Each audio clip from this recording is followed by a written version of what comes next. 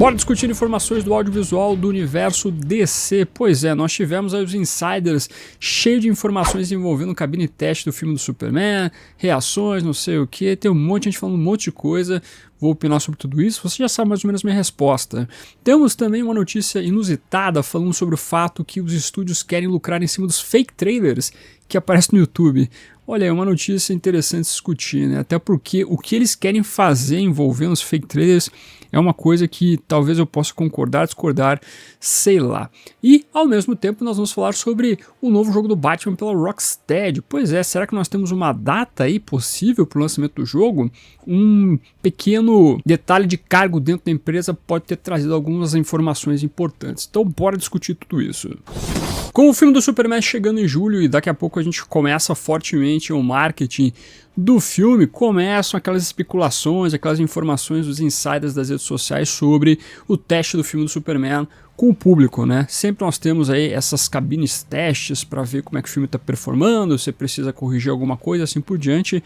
Essas informações elas têm aí sendo propagadas para quase todos os filmes um pouco mais importantes. E tem muita gente que acaba conseguindo aí trazer algum tipo de relevância para si próprio divulgando esse tipo de informação. Eu vou sempre lembrar aqui no que tange ao filme do Flash, que a gente passou por altos perrengues envolvendo essas informações. O filme da Batgirl também tinha muito disso. Recentemente cheguei a comunicar a vocês aí que o Jeff Snyder, um cara que começou com um discurso destacando que os testes feitos com o filme do Superman destacaram que ele era uma bagunça, o filme não era muito bom, mudou recentemente o discurso dele, destacando que na verdade o filme é bom, é positivo, as pessoas estão gostando. Ele até tem falado aí que nós teremos uma grande participação nesse filme até então não revelada, né? Recentemente, inclusive, ele chegou a falar que a grande participação seria a Supergirl, que a gente meio que sabe que isso vai acontecer, mas o que parece a gente tem outro personagem um pouco mais importante podendo aparecer. E eu sempre digo, tome cuidado, né? O Jeff Snyder recentemente não tem sido uma das fontes mais confiáveis envolvendo a DC, até por tudo que tem acontecido com ele, dele ter ficado chateado com a Warner e com a DC Studios, bem como o James Gunn e assim por diante. Mas nós temos outros insiders que têm falado algumas coisas, né? Uma das fontes que foi citada recentemente nas redes sociais foi o Daniel RPK. Ele chegou e falou lá então no Twitter, ou no Twitter, que as pessoas que assistiram, que foram testadas com o filme do Superman, disseram que amaram o filme, e isso chama a atenção de uma maneira positiva, né? Dá pra confiar no Daniel RPK? Eu digo que não necessariamente, porque o Daniel também é meio complicado de vez em quando. Ele acertou algumas coisas aí que o próprio James Gunn tinha ficado meio melindrado porque o pessoal soltou, tal qual foi o Ultraman. Mas em relação a essa questão de teste de cabine, o Daniel RPK tinha falado algumas coisas meio estranhas envolvendo, por exemplo, Madame Teia, que tinha testado muito bem, não sei o que, né? E vocês viram que o filme do Madame Teia aí não era uma coisa muito aceitável, convenhamos. Outro insider que é conhecido pelas cabines testes é o Viranon, e ele falou outra coisa envolvendo essa questão das reações do filme do Superman. Ele disse o seguinte: apenas para manter as expectativas sob controle, a resposta que eu ouvi diretamente da Warner Bros. Foi decididamente menos brilhante do que a postagem do Daniel RPK. Não quer dizer que foi terrível, mas é um filme que causa uma divisão e com um tom particularmente bobo. Algumas pessoas acabam se conectando a ele e outras pessoas parecem saltar imediatamente. Aí você tem outra perspectiva de possivelmente o Viranon falando, ou não também, com alguma pessoa que não curtiu o filme. É aquela coisa, né? Nesse momento a gente vai ver um monte de reação possível envolvendo o filme do Superman aí, né? Nessas supostas reações que a gente já tá meio aí, né, cansado de ouvir. Eu acho até interessante colocar o ponto aqui que também o Viranon recentemente aí deu umas bolas fora, né, como por exemplo a questão de teste envolvendo filmes da Marvel. Ele tinha destacado lá que o filme do Capitão América tinha performado bem nos testes com o público, no final das contas não foi isso que a gente viu aparentemente. Ou seja, tá complicado, meus amigos. Realmente, essa galera aí do grupinho dos insiders não tem trazido muitas boas coisas pra gente poder aqui conversar, né? Não dá pra levar muito a sério o que o pessoal diz, a gente tem que curtir o filme lá no mês de julho pra saber se realmente ele é bom ou não. Por isso que eu vou reforçar que tomem cuidado com todas as palavras, porque é perigoso entrar nesses hypes aí, meus amigos, é muito perigoso. Confiem em mim. Bom, vocês já passaram por isso também no passado, né?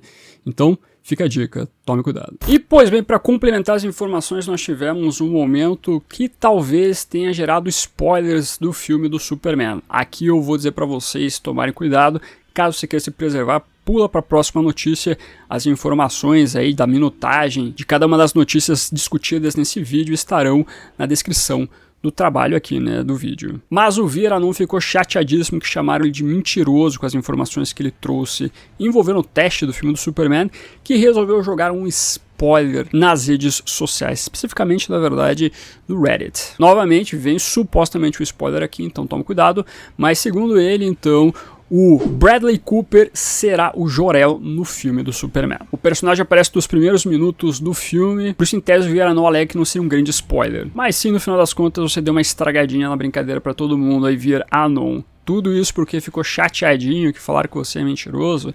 Aí não foi uma bela atitude. Enfim, lembrando que o Bradley Cooper já trabalhou com o James Gunn na trilogia dos Guardiões da Galáxia. Ele era o Rocket, então é realmente alguém da casa também ele trabalhando com o diretor. Enfim, meus amigos, vamos ver se isso também é verdade, né? Se o Vieira não, então aí vai acertar essa, mas convenhamos que trazer essa informação dessa maneira simplesmente por birrinha, porque ficou chateado, é uma atitude meio infantil, né? Enfim, complicado. Agora eu vou falar sobre outra notícia estranha aqui, né, bizarra, que é o fato que nós tivemos o Deadline destacando que os estúdios como Paramount, Warner, Sony estão na verdade querendo monetizar em cima dos fake trailers que nós temos espalhados pelo YouTube. Existem alguns canais especializados no YouTube em fazer esses fake trailers, que pegam algumas cenas de filmes anteriores, usam inteligência artificial e fazem lá o trailer do The Batman 2, por exemplo, né? O filme nem começou a filmar, a gente não sabe de nada, mas já existe um fake trailer envolvendo o segundo filme do Batman, Matt Reeves. Tem vários trailers do filme do Superman, tem os trailers dos Vingadores, dos próximos filmes e assim por diante. A galera conseguiu fazer uma grande indústria, conseguiu ganhar muito dinheiro fazendo esses trailers que são fakes. E a princípio você pode pensar, bom, as pessoas não vão acreditar de jeito nenhum em relação a isso. Mas pasmem, tem pessoas que conseguem acreditar sem sombra de dúvida. E eu não tiro, digamos assim, a razão de acreditar, né? No sentido que, pô, o cara tem que ser muito burro para acreditar. Às vezes você não está a par da cultura pop, você não está a par nessa questão das filmagens e assim por diante, você não sabe em que estágio estão os filmes e você, né, está vendo aquela imagem rolando lá de alguma maneira e você acaba caindo naquela brincadeira. Então faz parte, algumas pessoas chegam a acreditar, mas ainda assim os fake trailers eles dominam fortemente, não tem como fugir disso. E eis então que os estúdios, ao invés deles darem strikes nesses canais, né, tentar derrubar esses vídeos, esses fake trailers, eles resolveram na verdade instar o YouTube a reverter a monetização dos trabalhos aí desses fake trailers para o estúdio. Então, se o vídeo está lá performando muito bem, ganhando seu dinheirinho, isso também vai ser revertido para o estúdio. E aí você tem dois pontos que você pode fazer discussão, na verdade. Se você vê lá uma empresa, que eu acredito que seja uma empresa fazendo todos esses fake trailers, você vê que, bom, está gerando dinheiro. Dinheiro sempre é bom, né? Então eu vou atrás dessa grana para pelo menos ganhar alguma coisa em cima desse monte de visualização que essa galera está tendo. É uma fonte alternativa que os estúdios podem ter. Mas ao mesmo tempo eu fico pensando, bom, isso será que não gera uma espécie de propaganda falsa para o seu filme, para a sua animação, para qualquer que seja o tipo de trabalho que você vai lançar futuramente? Se você vê lá o Batman com uma armadura, que é uma coisa que eu vi no The Batman 2, do fake trailer, o Batman aparece com uma armadura lá na neve, ele vai enfrentar, sei lá, o Senhor Frio por acaso. Isso não gera uma espécie de falsa percepção futura para o público? Se você de certa maneira está apoiando isso e ganhando dinheiro em relação a isso, você não está realmente fazendo ali uma falsa propagação de informação. Existe essa discussão que para mim apareceu, ou pelo menos eu percebi nela, tendo em vista essa ação que os estúdios estão tomando. Talvez o fato de você não conseguir impedir a propagação desse tipo de conteúdo rolando no YouTube faça com que os estúdios pensem, olha, se a gente não consegue derrotá-los, vamos ganhar dinheiro em cima disso pelo menos, né? Eu acredito que seja o caminho ideal a ser seguido. É uma coisa complicada. Eu só sei que esses fake trailers, eles acabam atrapalhando um pouco, de certa maneira, porque eu já vi pessoas, inclusive até nos grupos do canal lá, falando, pô, será que esse trailer aqui é real? Porque, pô, apareceu pra mim aqui. Eles falam, não, esse é um fake trailer. E eu não acho que o problema é a pessoa que acabou não percebendo que seja um trailer real, mas às vezes pode confundir, sem sombra de dúvida. Até porque nesses fake trailers, eles colocam muito cenas de filmes normais. E eu digo normal sem a inteligência artificial. E muitas vezes as pessoas assistiram só uma vez, sei lá, o Batman Begins, ou o Batman do próprio Matt Reeves, ou qualquer outro tipo de filme envolvendo o Homem-Morcego, e aí pensa, pô, eu não lembro dessa cena, realmente isso pode ser real. Então tem esse detalhe importante. Enfim, o que você acha? Acha que tá certo os estúdios ganharem dinheiro em relação aos fake trailers, ou você acha que eles tinham que, na verdade, acabar com tudo isso? da Strike? Comente aqui embaixo. Agora vamos falar sobre a série dos Lanternas, porque nós tivemos o diretor aí de séries, basicamente, né? Ele tem um papel muito importante, já trabalhou muito com a HBO Max envolvendo séries.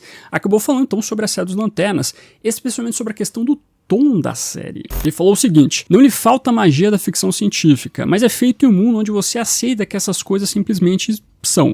Elas não precisam daquela pitada extra de pó de fada da ficção científica. Funciona dentro do mundo físico que conhecemos. E aqui a gente volta de novo àquela discussão no que envolve a série dos Lanternas. A gente fala muito sobre o fato de que essa série vai ter aquela pegada pé no chão. Aquela pegada que na verdade fala sobre, quem sabe, não necessariamente o realista, mas o famoso grounded, né? O fundamentado. A ficção científica talvez ela não seja tão aparente, tão forte, tão fantasiosa quanto a gente pode pensar no que envolve uma história em quadrinhos. Mas ainda ela pode estar inserida fortemente no que envolve a série de uma maneira ainda assim sutil. E eu acredito que esse é o trabalho que eles estão tentando fazer aqui com essa série, que cada vez a gente vê ser bem aparente nas palavras das pessoas que estão trazendo esse trabalho. De um lado a gente vê, por exemplo, atrizes e atores falando que a série ela vai respeitar o que é o lore dos Lanternas, vai ter Sinestro, vai ter informações sobre os Guardiões, vai ter vilões dos Lanternas e assim por diante. Tá lá tudo que envolve a mitologia dos Lanternas, mas ao mesmo tempo é para você tentar casar todo esse conceito no que envolve as investigações de uma cidade mundana dos Estados Unidos. Então essa é a proposta que tenta se trabalhar envolvendo tudo isso. E aqui você vê o diretor, então, tentar meio que traduzir essas informações para o público. Eu confesso para vocês que eu fico muito curioso para saber como é que vai ser essa abordagem, por mais que a gente já teve alguns elementos disso sendo trabalhados em séries que os showrunners também já fizeram no passado. Eu sempre uso aqui como exemplo o Damon Lindelof com o próprio Watchmen, que realmente você vê muito da ficção científica de Watchmen aparecendo, que é uma ficção científica um pouco mais contida, quase uma espécie de ficção científica cyberpunk, acho que nem tanto na verdade, né, porque você está falando dos anos 80, mas você vê um pouco da tecnologia do que foi construído na série de quadrinhos Watchmen sendo aplicado nos trabalhos então da série da HBO, onde você vê ali essa junção das coisas, uma coisa que é mais pé no chão trabalhando com elementos um pouco mais fantásticos, como por exemplo um Dr. Manhattan aparecendo na série. Enfim, teremos um pouco mais de elucidação envolvendo esses elementos da série dos Lanternas quando nós tivermos, sei lá, a revelação do primeiro trailer. Aí a gente pode ver exatamente o que está acontecendo com os personagens, como vai ser essa pegada pé no chão e assim por diante. Esse que é o ponto que a gente tem que observar futuramente, ou quando nós tivermos maiores imagens também de vilões e assim por diante. E agora passando para outro assunto aqui envolvendo o próximo jogo do Batman. A gente tem alguns rumores, quase confirmação aí que realmente a Rocksteady já está trabalhando no novo jogo do Homem-Morcego. As últimas notícias que nós tivemos foi pela Bloomberg, que esse jogo, olha, ele vai demorar um pouco para chegar, porque recentemente a Rocksteady acabou terminando seus trabalhos com o jogo do Esquadrão Suicida. Ocorreram demissões assim por diante na WB Montreal e em outras empresas, ao redor inclusive da Rocksteady, e na própria Rocksteady tiveram algumas pequenas demissões ali, nada muito grande. Mas agora a gente começa a ter algumas informações um pouco mais fidedignas ao que realmente é então esse próximo game da Rocksteady. Na verdade, na questão, quem sabe, do lançamento, um prazo para o lançamento, bem como plataformas que a gente vai ver. Porque nós tivemos a revelação, então, de um cargo de emprego para trabalhar no estúdio, onde é revelado, então, que a pessoa que trabalhará no próximo jogo da empresa terá que desenvolver um jogo para o PlayStation 5, para o Xbox Series S, X, para PC e também para consoles da próxima geração. Primeiro que isso acaba afastando um ponto importante no que envolve alguns rumores do passado, que a galera tinha muito medo, que era o fato que o novo jogo do Batman poderia ser exclusivo para uma plataforma, PlayStation, né? Tinha esses rumores rolando, não sei o que. Esse é um jogo do Batman no futuro que seria exclusivo para a plataforma PlayStation, nem que fosse, sei lá, uma exclusividade temporária. Com a informação que nós temos aqui envolvendo este cargo, dentro da própria Rocksteady, acaba ficando um pouco mais tranquilo toda essa informação. Realmente a gente terá aí um jogo que é voltado para todas as plataformas possíveis, que faz sentido, inclusive conforme o pessoal tinha dito anteriormente, se você quer ganhar muito dinheiro, né, você não pode restringir o lançamento para uma única plataforma, a não ser que a Sony estivesse financiando o jogo também, né, tivesse colocado uma grana lá. Aí sim faria sentido, mas não parece ser o caso aqui. A questão que envolve o cross-gen, que fala então sobre as múltiplas plataformas de gerações diferentes, é um ponto que gera então algo importante para nós podermos discutir. Porque a gente vai ter o lançamento de próximas gerações daqui a pouco, 2027, 2028. Nós teremos a próxima máquina do Xbox aí sendo quase um PC. Você tem algumas informações envolvendo, inclusive, uma parceria com a Steam. Então a gente já está tendo informações importantes envolvendo o Xbox. PlayStation 6 aí está sendo marinado já para a gente ter um lançamento futuramente dessa plataforma. Então você já tem um trabalho ali envolvendo os próximos anos de lançamento dessas novas plataformas. Quando você fala então de trabalhos na plataforma atual e ao mesmo tempo na próxima plataforma, então você pensa que existe uma possibilidade forte de então lançamento nesse período mais ou menos, 2027, 2028, 2029, quem sabe, uma coisa nesse sentido. É claro que ainda levam alguns anos, né? Nós estamos em 2025, 2026, 2027, 2028, 2029, uns 4 anos. É um tempo propício para fazer um jogo tranquilo, AAA. Inclusive a Rocksteady fala, a gente quer fazer um jogo AAA dentro dessa informação do cargo ali, então, para você trabalhar dentro da empresa. Ou seja, realmente eles estão buscando algo grande aqui para se trabalhar, né? E quando você quer trabalhar com algo grande, você demanda tempo para fazer muito bem isso. E já que nós estamos falando, quem sabe, de uma continuidade da série Arkham, né? Porque um novo jogo do Batman pela Rocksteady leva muito a gente a crer que realmente pode seguir neste ponto. Então meio que a Rocksteady já teria metade do caminho andado aí, né? É só pegar tudo que já foi criado anteriormente com a série Arkham, com Batman Arkham Knight, aperfeiçoar isso e trazer então para nova roupagem do novo jogo que eles querem fazer. Obviamente aumentando muito o escopo, um mapa maior, quem sabe, mas ao mesmo tempo melhorando o que envolve o free flow. Eu acredito que eles devem continuar com este tipo de mecânica para o próximo jogo do Batman. Se não trouxerem o free flow ou aperfeiçoar, obviamente, o free flow, vai ser complicado, né? Você tem que realmente trabalhar com aquilo que você já fez muito bem no passado. Então pode ser que eles já tenham, na verdade, o caminho andado aí para você trazer um grande jogo. É só aperfeiçoar aquilo que você já tem com um novo tipo de história sendo trabalhado. Por isso que não levaria, sei lá, 7 anos. E a gente tem que levar em consideração que dentro do tempo que a Rocksteady levou para fazer, então, do Batman Arkham Knight, na verdade o Batman VR até o Esquadrão Suicida, houveram muitas mexidas ali, né? A Rocksteady queria fazer um jogo que não era envolvendo a DC. Eles foram impelidos pela Warner Bros. Games a fazer o jogo do Esquadrão Suicida. Resolveram fazer lá o jogo Live Service. Aí levou-se o tempo específico para fazer esse jogo. Então houveram algumas mudanças com o passar do tempo para eles chegarem então a fazer o jogo do Esquadrão Suicida. Como a princípio existe um foco aqui envolvendo o Batman, eles sabem o que eles querem fazer, então talvez demande pouco tempo entre aspas, para eles conseguirem fazer este game. Por isso que a gente pode pensar realmente numa janela de lançamento aí para 2027, 28, né? Eu acho que 27 seria difícil.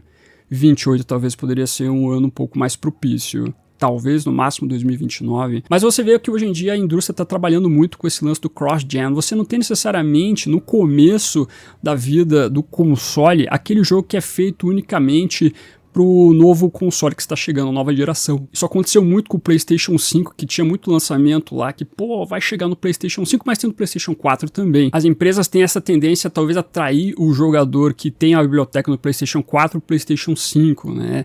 Fazer algo nesse sentido e não necessariamente vender com um jogo exclusivo. O que eu acho um tanto quanto estranho, né? Porque geralmente você tem que ter aqueles jogos que são system sellers, que vendem o sistema especificamente. Isso acontece ou acontecia muito no passado. Mas hoje você vê talvez uma tendência diferente. A não ser que possa mudar agora com o PlayStation 6, com o Xbox, o novo videogame da Xbox e assim por diante. Pode ser que eles tenham, na verdade, uma mudança nesse pensamento. Não, agora os jogos do PlayStation 6 vão ser só PlayStation 6. Não vai ter esse lance de PlayStation 5 e PlayStation 6 ao mesmo tempo. Isso, na verdade, pode ficar restrito às third parties fazerem, né? Lançarem realmente jogos que são cross-gen. Então, meus amigos, eu entendo que essa é uma notícia que pode ser interessante, dependendo de como for o caminhar de toda essa carruagem envolvendo aí o novo trabalho do jogo do Batman, mas já traz um pouco de alento para quem tinha medo, por exemplo, de exclusividade e ao mesmo tempo já liga, né, uma luzinha para a gente acompanhar com o passar então das informações, as novidades, que não devem demorar tanto para vir envolvendo um novo jogo do Homem-Morcego. Mas o que você acha que você tem a comentar? Acredita que o jogo do Batman deve chegar nesses anos aí que eu citei ou deve demorar, deve passar de 2030? Comente aqui embaixo, comente as outras notícias e sempre lembrando, todo dia tem vídeo aqui no canal, por isso eu vou indicar 2 videozinhos para você assistir. Comentei a questão do marketing do Superman, falei sobre o lance que querem fazer um marketing à la Barbie com o personagem que vai estrear em julho, fizeram comparações com a Marvel, discuti tudo isso nesse vídeo aqui. Dá uma olhadinha. E além do mais, comentei recentemente também aí Batman Contágio, lançado pela editora Panini. Um bom trabalho, vale a pena você ler, vale a pena ir atrás, dá uma olhadinha lá. Agradecendo como sempre os membros do canal, o pessoal que está aparecendo aqui embaixo, muito obrigado por ajudar a financiar esse projeto. Não esqueça de curtir esse vídeo, se inscreva no canal se você é novo ou nova. Aqui é o melhor lugar para você ficar muito bem informado sobre o universo do Batman. Esse foi ficando por aqui.